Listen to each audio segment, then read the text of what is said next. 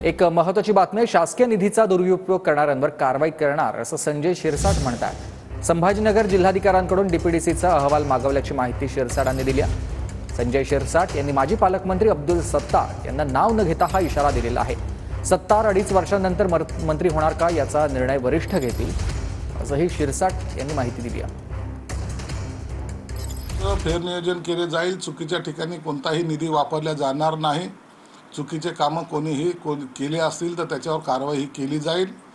आणि म्हणून आता येणाऱ्या 1 तारखेला 1 किंवा 2 तारखेला डीपीडीसीची एक बैठक बोलवली जाईल।